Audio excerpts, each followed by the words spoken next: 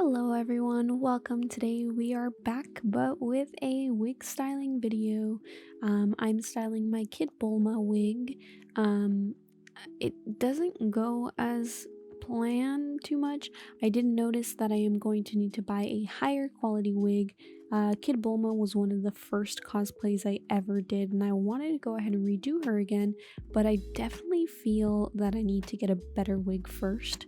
I felt that I needed to straighten out the wig first of all. This is a synthetic wig, so I had to be very careful on how I straightened it out. I went ahead and brushed it out first, and then I decided to go ahead and put my hair straightener at a low heat. It did take me quite a while to get through it, just because synthetic wigs, if you put them on too high heat, they just scrunch up like a piece of bacon. So definitely be very careful. I had it at a very low heat, even lower than what was recommended, just so I could avoid that. And it did take me a little bit longer. Brushing out the curls took me quite a bit, but I did have a wig brush which did help a little bit. But still took me quite a while. So when I first did Kid Bulma, I just kind of styled the wig as best as I could, but because it was curled, the ponytail was curled and it looked really weird. So that's why I wanted to try restyling it. I will probably end up getting a lace front wig though, because the hairstyle does require like kind of an updo, and with a netted wig just like this, it's very hard to style an updo like that. But this will kind of give y'all a if you have a higher quality wig, how it should look. I do recommend straightening out the wig first. The good thing about me straightening the wig, I could actually end up using this for the Bunny Bulma. I don't have the cosplay yet, but it is something that has been on my books for a while and I'd really like to do.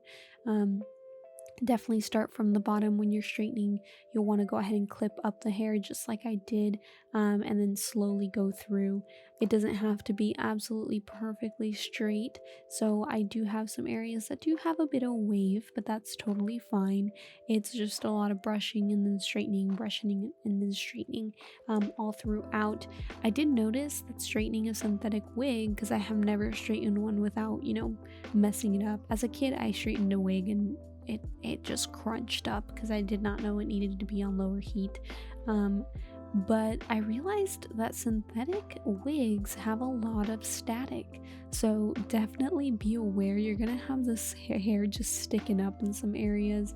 The static was very weird and it was throwing me off like a lot, so there is quite a bit of static on there. But honestly, it was really fun straightening the wig and I was satisfied. I wish I took a before picture, no, before video, like just like a little pan video, but I only took a before and after picture. But even that was very rad to just see a before and after picture of the straightened wig. I felt like I was doing a before and after of actual like hair.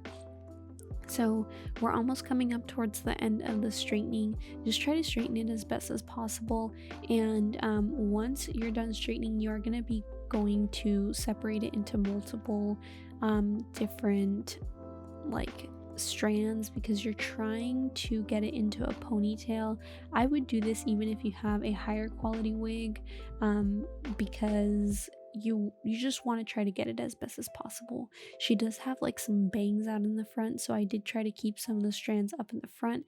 As you can see, I am lifting up the first half of the hair first and I'm brushing it out as best as I can so it's kind of put together.